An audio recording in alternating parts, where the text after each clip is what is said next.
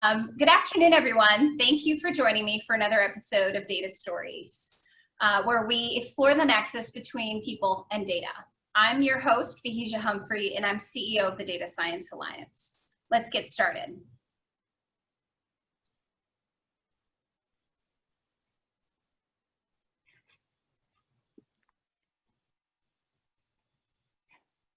Trying to share my screen.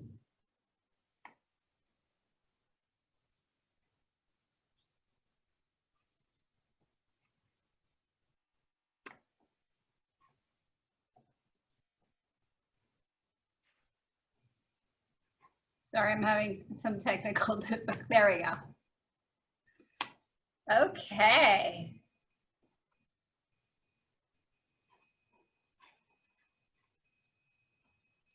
Okay.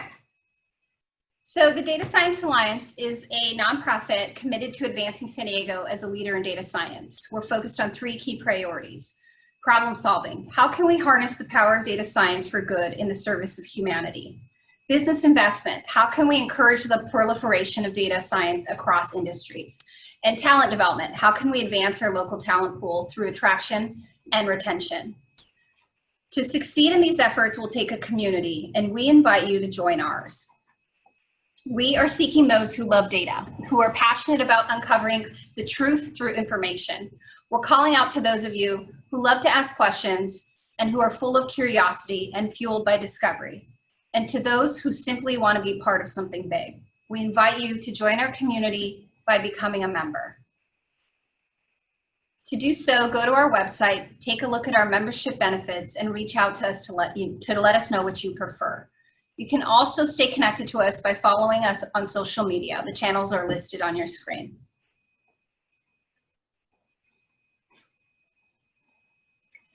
I don't know about you, but I'm super excited about today's data stories. In just a few moments, we'll talk about the future of journalism. Specifically, we'll be discussing how data science is shaping the journalism field and how one specific newsroom is leading the way. We'll save the last 15 minutes for Q&A, so please go ahead and submit your questions using the Q&A feature. Joining me today is the esteemed Nabiha Syed. Nabiha Syed is president of the Markup.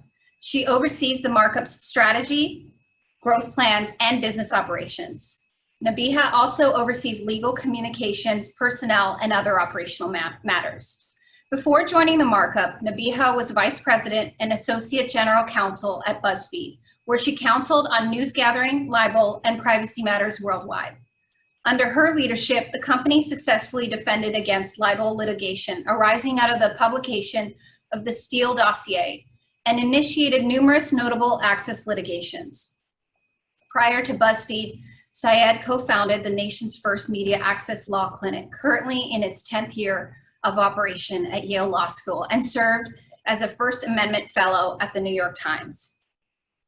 Nabiha has been described as one of the best emerging free speech lawyers by Forbes magazine and a real reporter's lawyer by the Reporters Committee for the Freedom of the Press, which recognized her with an inaugural award in 2018. She's also a lifelong Girl Scout, which I heard they just released a new cookie. It's called French Toast. It's really cute. Looks like a little French toast. I'm so excited to eat it. Nabiha, thank you. Thank you. Thank you so much for having me. Thank you for allowing me to speak to your community. I am so excited to learn more about what you folks are doing. And I was about to grab my phone and go sign up for your membership because I want to know all about what's happening with data science in San Diego. So thank you again. I'm so excited to chat with you.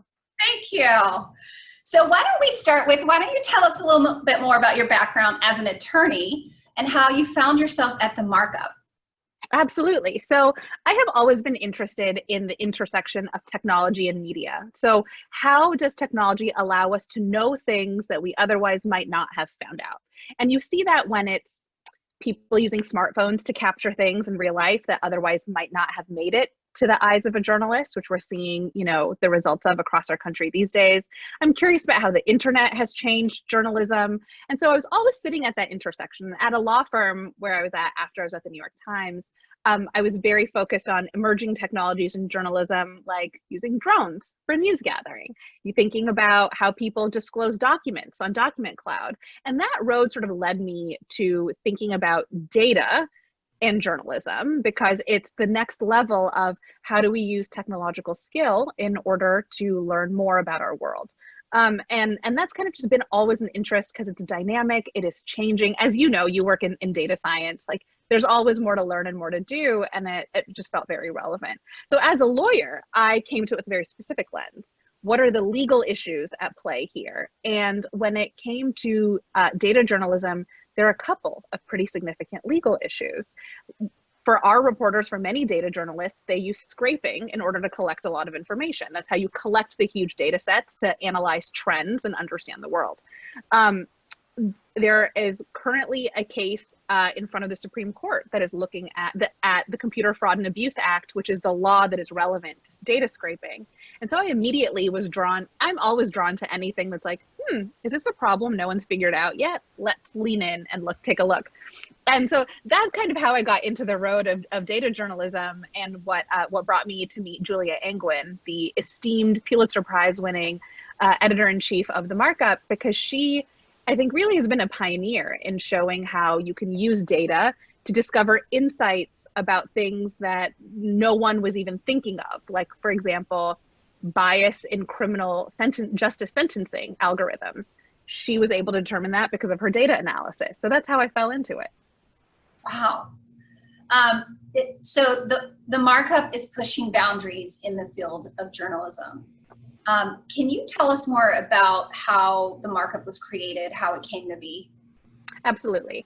So, I think we're at this very interesting time where trust in journalism is sort of at a low, and lots of people want to point to the president as a reason for that. And I think it's actually predates that. It's much deeper. I think many people have had experiences with the media where they say, that just cherry picked 3 anecdotes and put them in an article. That's not really what happened. That's not how I understand it.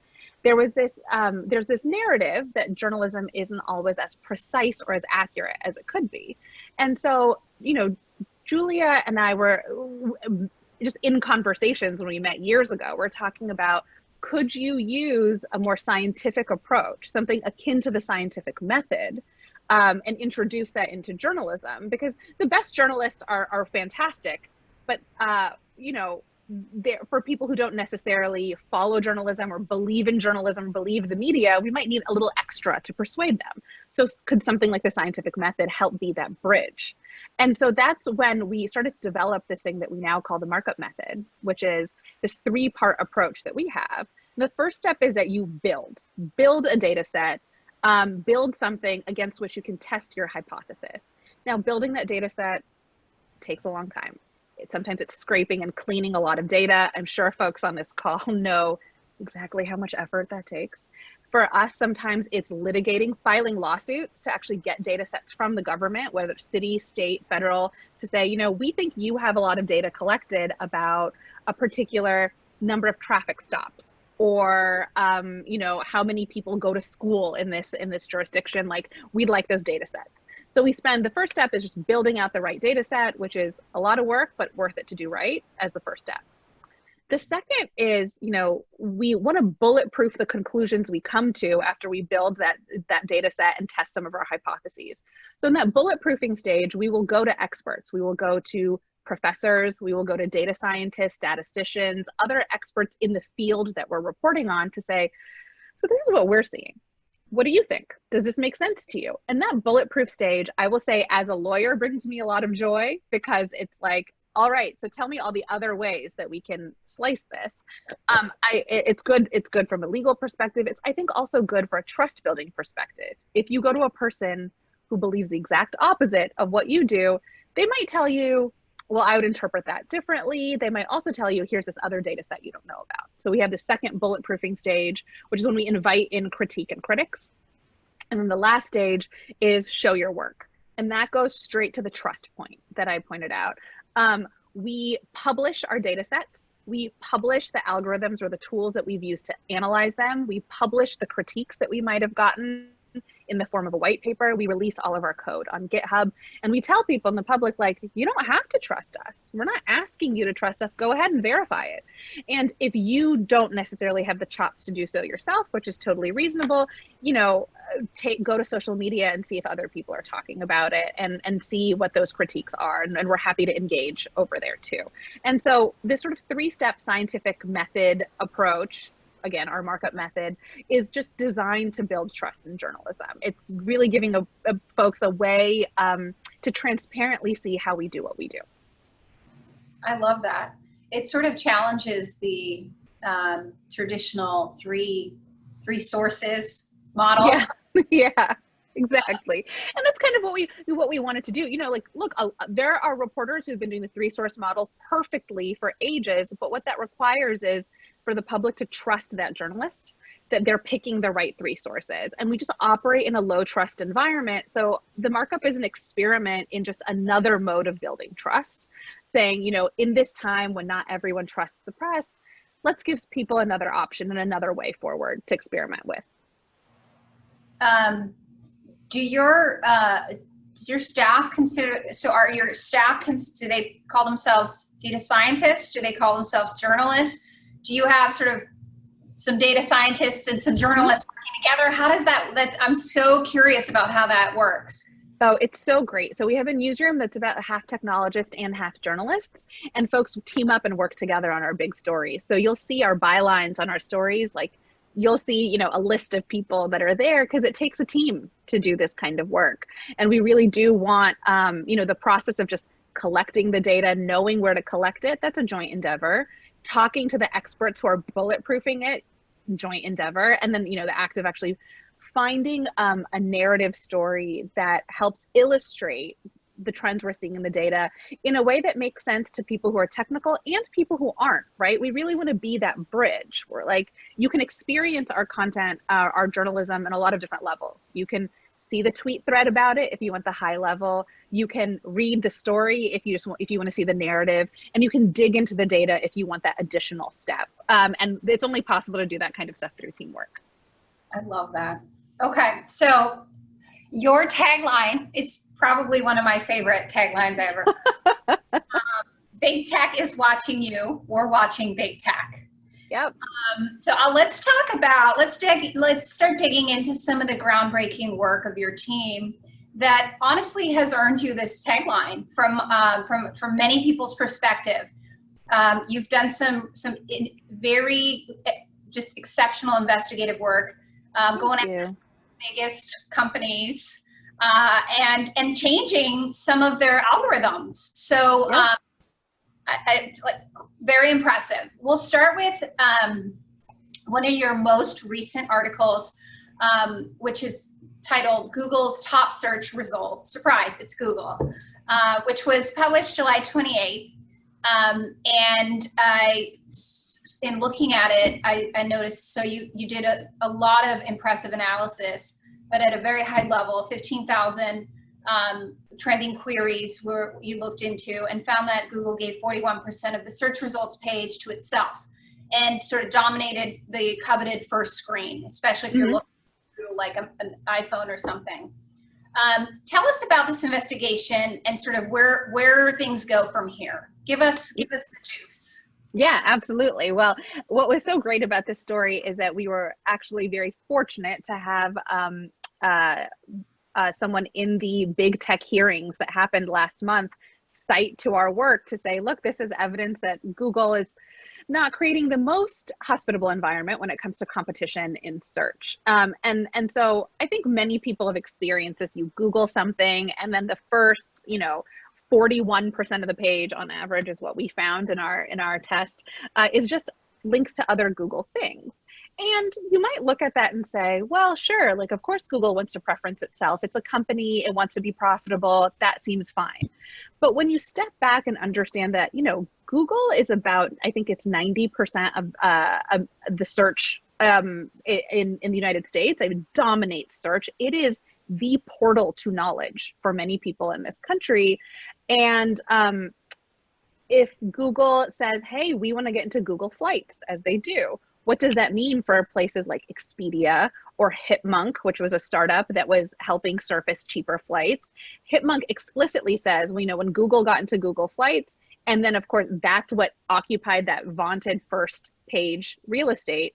People, Hipmunk was on page 2 or page 3. No one was going there. No, no, there wasn't room for anyone else to compete in that sandbox because Google isn't just a search engine. Google is this ecosystem that leads you to so much other stuff. And whatever Google is deciding to surface to you, it's constructing your world, your options, and what is possible for you to use. And that has huge, huge implications. And I think for a lot of folks, myself included, I remember the first time I used Google. I was a Alta Vista search engine for people who are on the internet too early. I was like, what's this Google little box situation? It'll never be Alta Vista. That's the best one. I shouldn't be picking text docs. So what was so elegant and wonderful about Google is that you would search something and it would just give you the 10 most relevant links, where you could really, and Google built trust over the years because it was going to serve you the most relevant thing. Now, if it's sending you to itself, is that the most relevant thing, or is that inflected by corporate self-interest? And if that's the case, how is the public going to adjust our thinking about this tool that we use? Almost like it's a utility, right? Like Google is so necessary. If Google went down for a day, I feel like half of us wouldn't know what to do on the internet. And so if you start thinking about it as a utility or a utility-like, then you think, what are the obligations that it has to the public? What are the obligations it has to be a neutral or fair broker? And if you don't want to go down that road, that's a different set of choices. But what we wanted to provide was at least some concrete, like, hey guys, this isn't the 10 blue links you thought it was. It's something different, and we want to give you the concrete tools to understand that. And so I encourage folks to go check out the story. There's a pretty fun graphic you can use that shows you like just how far down other search results happen to be on the page. But again, this was our research, again, looking at 15,000 queries into saying, like, with a little bit of certainty, this is what this looks like, not just an anecdotal, oh yeah, I've seen those boxes before. We're here about, we just want to give you some numbers.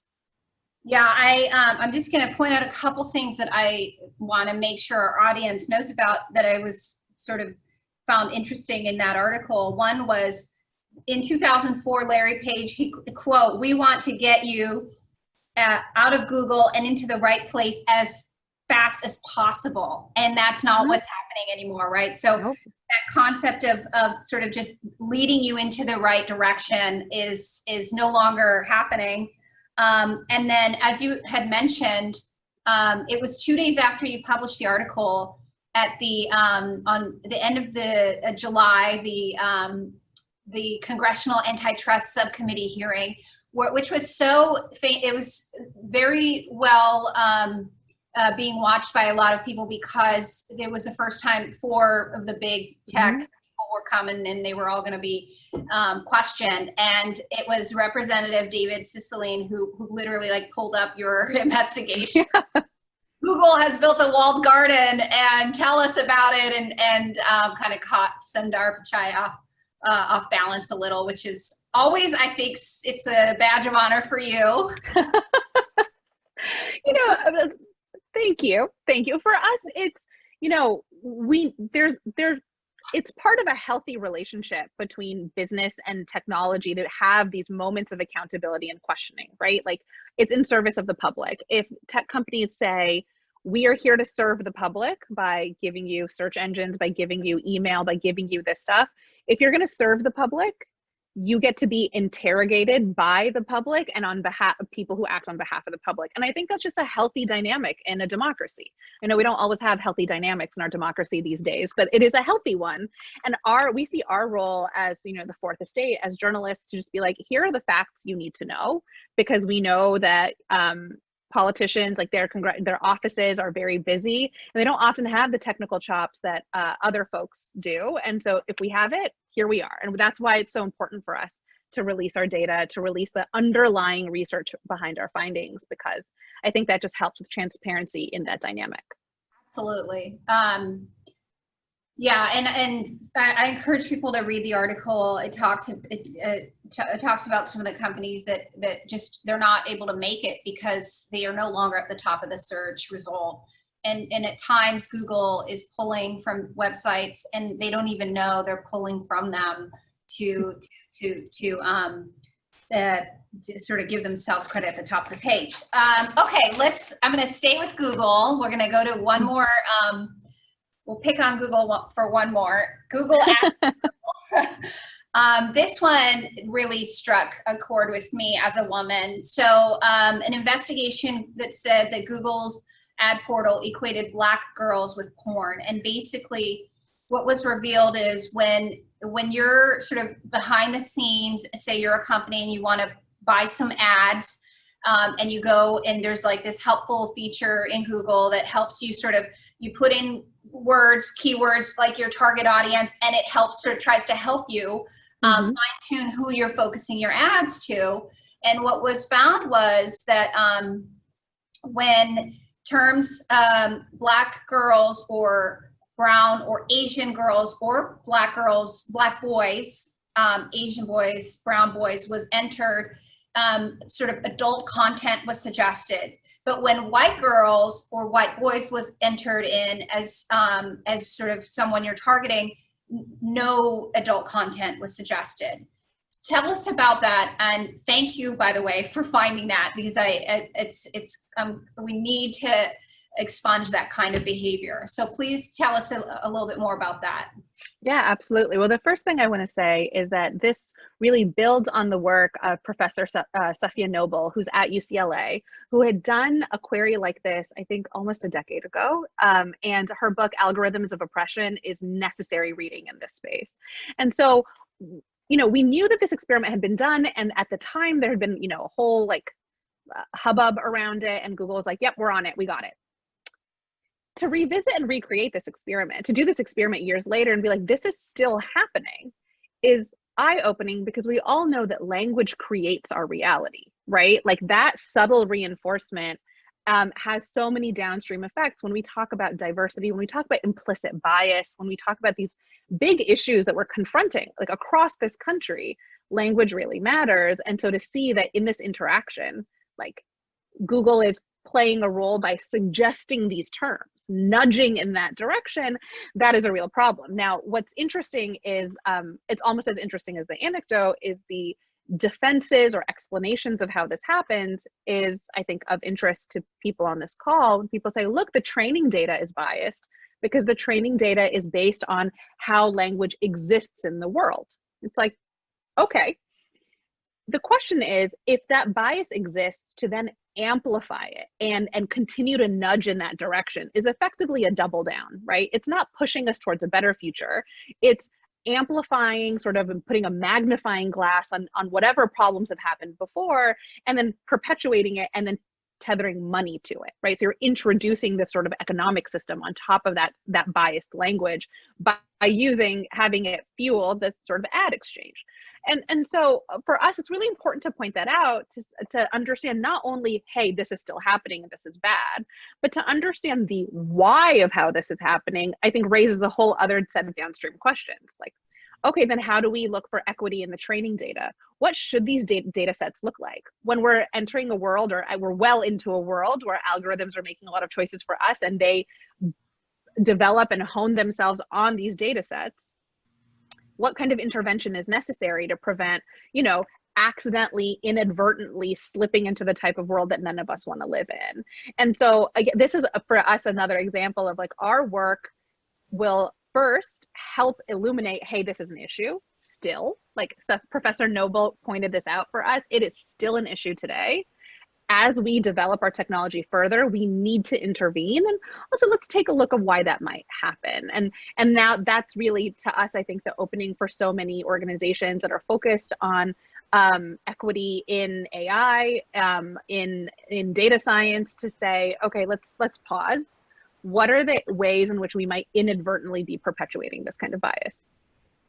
I think that's a great point. I was talking about this particular article with some friends, and we got into a whole conversation, to your point, around, but is the data, where's the data coming from? Yeah. And can you, like, how do you adjust for that? But I think your point is well taken, which is we got to do better. And when we see, we can't just blame the data. We got to start to question it and start to figure out ways to change the bias that may be inherent in that data. And for those of you who haven't had a chance to look at that article, I just want to point out, it's not a one-off. Google in 2015, there was a controversy around labeling pictures of Black people as gorillas. Yep. There was a 2013 paper by Harvard professor Sweeney that found that searching traditionally Black names on Google was far more likely to display ads for arrest records associated with names, with those names, rather than, and was something that didn't happen when you did similar searches with white names. And then lastly, in Brazil, Google searches for beautiful woman came more likely to return white women than, and then if you did ugly woman, they would return Black or Asian people. And that's just the kind of thing that we've got to root out. And so I'm glad to hear that organizations such as yourself and others are looking for that and sort of shedding light. And I know that Google made some changes to their keyword search, and so you don't see that anymore. And it was kind of one of those, oh, my bad. The algorithm is so sophisticated. We're always changing. Yeah. Right. And I love that you brought that up, because I do actually think, and this is what's special about having a newsroom that has such technological expertise. Like, we get it. Like, it's not like someone went in and made this happen. It is part of an entire ecosystem of behavior where, like, at every step, no one intends this outcome to happen. No one's like, hey, I'm gonna go in and tie these things together. That's not it. It's that we make choices and they inadvertently have this. And as we look towards the future, we're not interrogating our past and how we got here quite seriously enough. And that requires a lot of work. I mean, it's not actually an easy solution to say, like, okay, just create a new training data set. Of what? Who is making this? Who is testing this to make sure we don't have bad outcomes like this? And it's a significant amount of work, but I think of this almost as like necessarily infrastructural work, right? If these data sets are going to be the basis of such important, meaningful, powerful things, this is necessary infrastructure that we need to be investing in. And we want to surface those moments where, like, see guys, like, this is when the bridge breaks, right? Like, this is when it's not working. And we're calling your attention to it to create the desire, the awareness, the sort of consciousness around needing to build better infrastructure for this world. I think it'd be so easy for folks. And people say this to us all the time, like, oh, you guys hate tech. It's like, we're half technologists. We actually really love the power of technology. It's just being critical about what we're building and being thoughtful and intentional about building the better world that we all want. Absolutely. Okay, let's shift gears from Google. Let's move to a different industry. We're gonna talk about insurance. In February this year, the markup published Sucker's List: How Allstate's Secret Auto Insurance Algorithm Squeezes Big Spenders. Tell us about this one. I found it quite interesting, and I found it fascinating that the data came from the Allstate itself. So you tell our viewers about the sort of what happened, how you learned about this, why you took this on, and what you found. Yeah, absolutely. So this is actually one of our launch stories. We launched this week. We shut down the office for the pandemic 10 days later, but this was a launch story that we had. And I think a lot of folks were sort of surprised to see us start with insurance. Like, why would you come out the gate with an insurance story and not like a Facebook or Google story? And it's very important that we chose this one, because we're like, what is something that almost everyone talks about, knows a little bit about, or needs? And car insurance is it is something that matters to your daily life, and people care a lot about what they pay for car insurance. And it turns out that state governmental agencies also care about insurance because it's so necessary. So a variety of states have these regulatory bodies that look at insurance and insurance pricing to ensure, fairness and accuracy for their population. And so when insurance companies like Allstate or others want to make a change, they submit it to these regulatory bodies. They have these plans that are like, hey, this is what we're thinking about doing. And those plans can be quite detailed. They include a lot of data on their own. And this is where having really savvy reporters who just want to sniff out data wherever they can find it is so powerful. So Maddie Varner got into the ecosystem of this and was like, okay, like they're submitting these plans. Let's start taking a look at what data they're providing, what they would like to do, how does this all work? And there's a large body of literature around pricing algorithms, and we sort of all intuit this, right? Like you hear the advice of, oh, if you search on this browser, you'll get this price for something, on this browser or this laptop, you'll get something else. We all kind of know there's variations, but there's not a huge amount of transparency about what those variations mean, and also when and how does bias factor into those determinations. So it was a hypothesis we wanted to look at. Like, here's an industry, everyone cares about it. All of a sudden we have some data sets. Let's kick the tires. Like, let's see what's going on here. And that's where we found something really interesting, which is there's a variety of ways you can imagine someone pricing car insurance that insurance companies do. Maybe it's age, maybe it's driving history, maybe, type of car you have, the geography and conditions that you're in, a lot of them that make sense. What Allstate was proposing didn't make a ton of sense, unless you're only looking at it from a profit maximizing perspective. It was, can we identify people who are already paying the upper echelon of money for their insurance every month, and let's just increase their price by 20%. The idea being that these are like relatively potentially price insensitive people, and they'll just pay.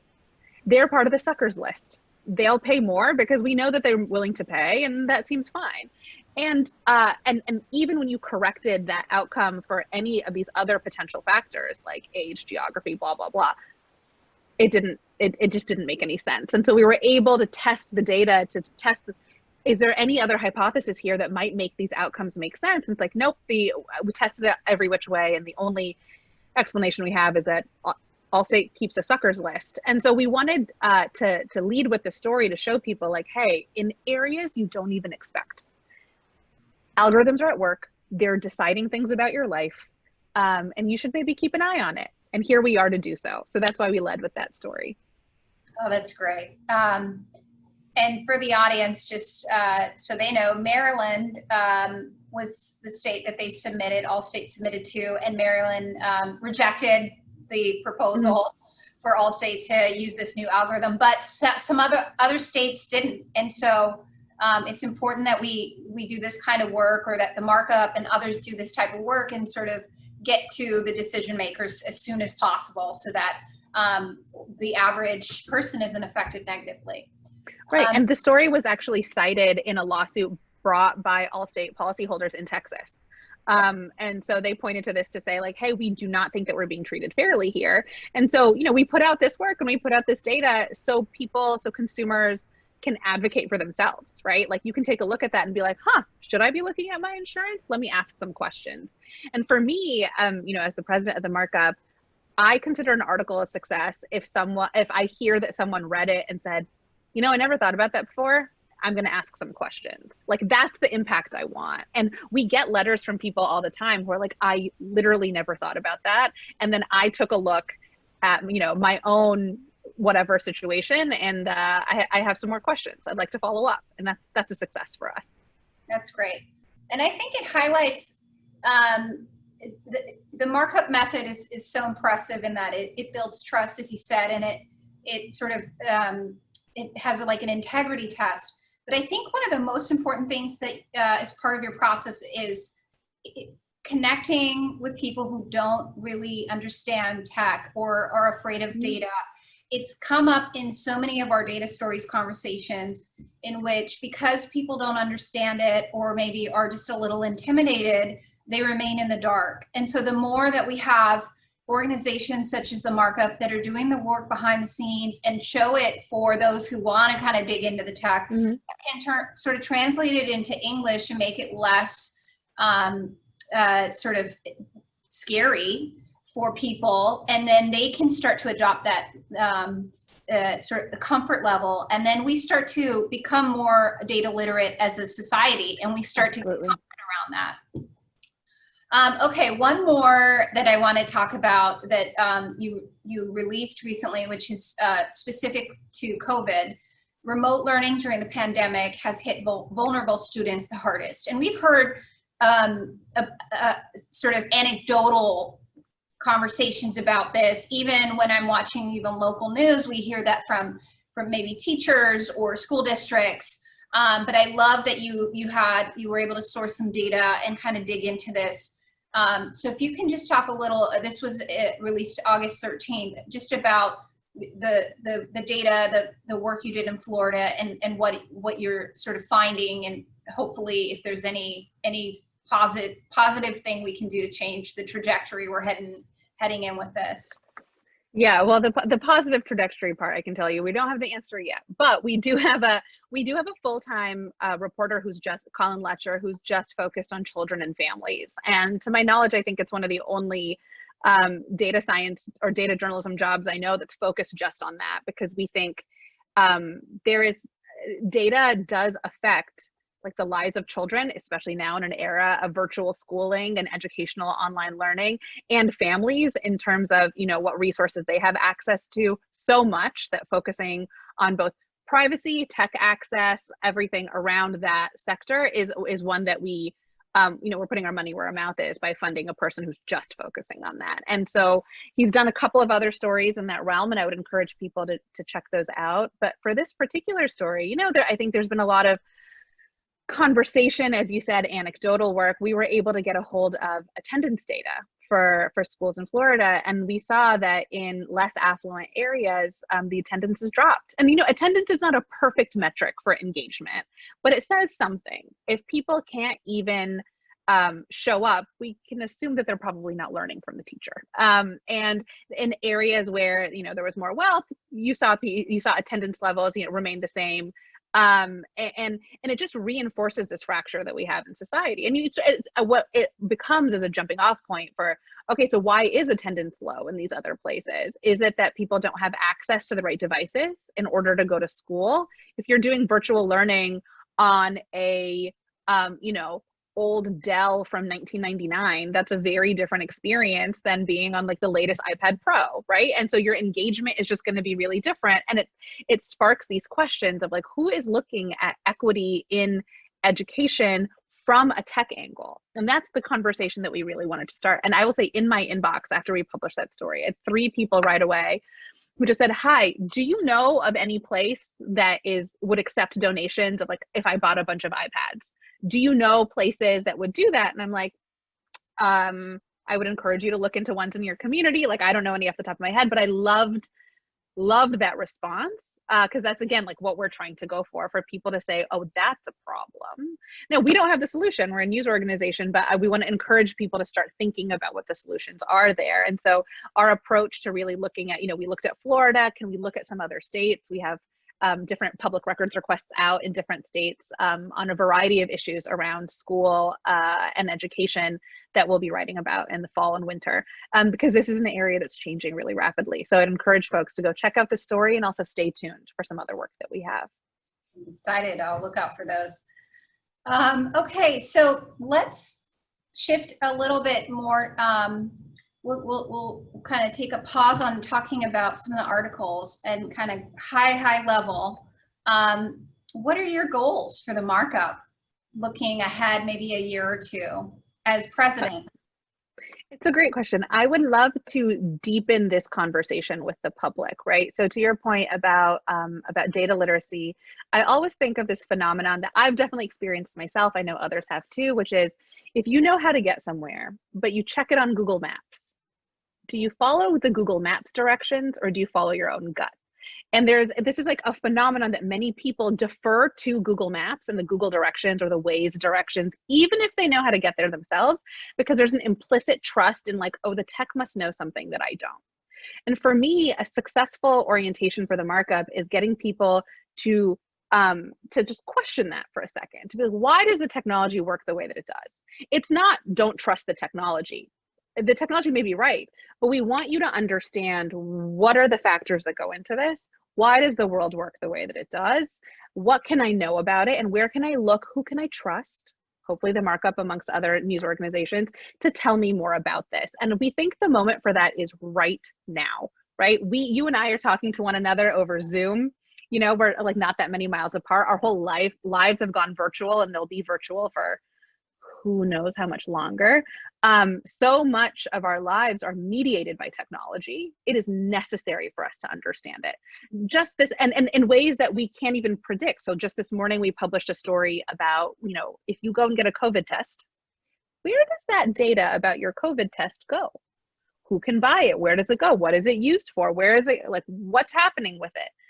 That is a set of questions that not enough people have maybe asked, because the world is moving fast. We don't have time to time out and take those questions. So my goal for the markup is I want people to take the time out, take a second, understand technology, and then feel equipped to make some choices about it. And in service of that outcome, we are releasing our very first tool that is, I can't tell you too much about it, but it's consumer focused. It is for the public to understand more about certain interactions and who's following you online. We'll be launching that later in September, so please do check it out. Also later in the fall, we'll be launching our working title, not the official one, so keep it secret, folks, is a beta testing group. So if you're interested in what we're doing, the tools we're launching, the investigations we're doing, you can join our testing group and give us feedback before it goes live. We're hosting weekly conversations on Instagram Live about things like how to spot a fake Amazon review, or how to scrape Google in the way that we did for that first Google story we talked about. If you want to scrape a ton of data, here's how you do it. We're hoping to start these conversations to serve those goals of getting people to fully, truly understand how technology shapes their lives. Oh, I love it. And we'll definitely help promote. That's exciting. All these things thank you. We're going to be launching. Okay, so it's 12:45. I promised everyone they could submit questions. I have a few, so I'm gonna just start asking some of the questions that were submitted. One is, here we go. Is the future of journalism data journalism? Oh, it's a great question. I think a big part of it is data journalism. I think not all of it. There's always going to be room for sort of narrative portraits and human faces and human stories. And I think the two work perfectly hand in hand, right? Sometimes what moves you is a story about one person, but what data journalism provides is the full context of the universe. And you need both of those things working hand in hand. It may be that the story of one person who had to sit in the parking lot of a library with a phone so they could get internet access because there isn't internet at their home to go to school is going to be the thing that moves you. And that's like thousands of people across this country, guys. But what data journalism does is says, yeah, that one story that moved you, here's how often it's happening. Here's why it matters that libraries are closing. Here's why the speed of internet and internet access really matters. And like, that's the full context we can provide, and it works hand in hand with the other stuff. So I think being literate about our world and structural reasons that we're seeing individual problems happen, that's the challenge of our time. We're looking at our society and saying, a lot of stuff doesn't work the way we thought it does. How do we diagnose it? And that's where data journalism comes in. Okay, yeah. Okay, here we have a little bit more about you. Before joining the markup, you did a lot of work in legal counseling for libel and news gathering. In what ways does that tie into the world of data journalism? Great question. One thing that is the most transferable skill, I will tell you, is when you're a lawyer of any stripe, and especially doing like libel and news gathering, you think a lot about what's the other explanation for the facts that are in front of me, right? So I would always ask reporters this. They'd have this beautiful story, and I'd be like, okay, imagine that I'm the person in this story. How do I explain what happened? Because often people have different ways of weaving together the facts that are in front of them, right? And reporters would be like, I don't know. The best ones would be like, okay, so here's what they would say, and this is why that's not credible. And I'm like, okay, great, you're ready to publish. And that's a long way of saying that I think skepticism and wanting proof, like wanting the receipts, is a really good skill set that lawyers, especially libel lawyers, definitely develop. And that transfers perfectly over to data journalism. And I like, you know, when our newsroom was all in one room, I would just love like listening to the conversations that were happening between our technologists and our journalists, because you'd see someone saying, well, okay, I see this pattern, so this is what's happening. And a technologist, or so, even the journalist, it would say like, you know, hey, the other reason we might be seeing that pattern is this other factor that we haven't accounted for, right? And like, for folks who are really familiar with, you know, data analysis, data journalism, you're always wondering like, is this correlation causation? Is this actually the narrative that makes sense here, or is it something else? And I find my sort of the approach to skepticism very helpful in this transition. The other thing that is just, you know, more practically very helpful is some parts of data news gathering require a lot of legal help. So filing public records requests to this government to say like, hey, you have this data set and we need it, like it's helpful to be a lawyer and say, you're saying that that data is private and here's why it's not, or here's why it's possible to anonymize that, or here's why this data was not anonymized. You know, like you're able to understand that. And when it comes to scraping, for example, that does in some legal interpretations have problem, you know, some people analyze it and will say, oh, scraping violates the Computer Fraud and Abuse Act, which is both a civil and a criminal act. You know, it's helpful to look at it and be like, okay, like, is this something that we think might run afoul of the law, or is this something that we think is defensible? And so, and that really, that build stage, being a lawyer is really helpful. Wow. Yeah. We're actually locally, we have a news, nonprofit newsroom that's suing the county for COVID data because they're, oh, wow. Yeah, they're releasing data, but they're being a little bit sort of high level. They're not releasing specifics. And it's been interesting to watch that over the last few weeks, more and more of our local newsrooms are joining the lawsuit because cool. Frustration around data, things that, I mean, you just, I think that the world of sort of data science and technology is coming crashing into government. Yeah. And I don't think government's ready, because their typical response of 10 days later, they say that we don't have that information, or it's not available, or it's private. It's just not going to work anymore when people start asking for raw data, when people start asking for the methodology of the data that they want. It's all going to be sort of, there's going to be a reckoning, and we need more and more organizations that understand data, that can sort of speak for the public. And sort of demand access to the data that's ours, right? So that, to your point earlier, so that we have transparency around what's going on in big tech, in government, you know, all that, right? So absolutely. And one thought I had, was just, as hearing you describe it, one experience that we had all the time at BuzzFeed is that, for example, a data reporter would request a certain data set from an agency, and the agency would be like, what is a data set? Like, what are you asking me for? Here is a PDF of some numbers. And you're like, no, we need this to be a CSV. Like, what are you talking about?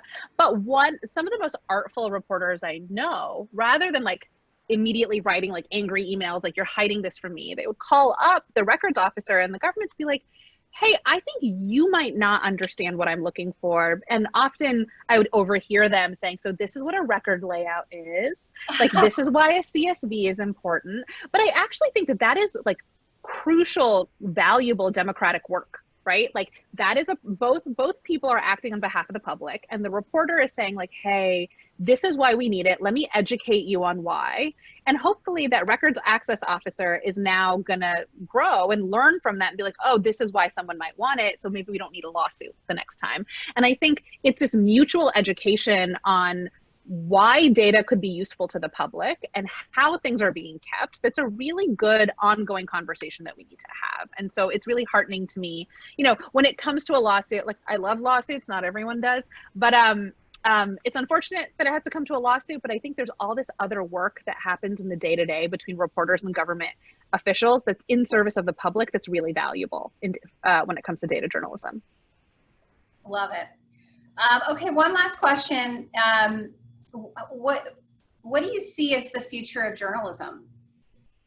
Oh, such a good question, especially because journalism at the moment is going through a really hard time. For folks who are following this space, there are a number of local papers across the country are collapsing. Places that used to be huge local papers, like the Cleveland Plain Dealer, for example, has 4 reporters right now. We are seeing a media extinction event across the country. And for many people, they don't even know who their hometown, paper is. They don't know the reporters. They don't see those reporters showing up, at the city council meeting or at the school board meetings anymore.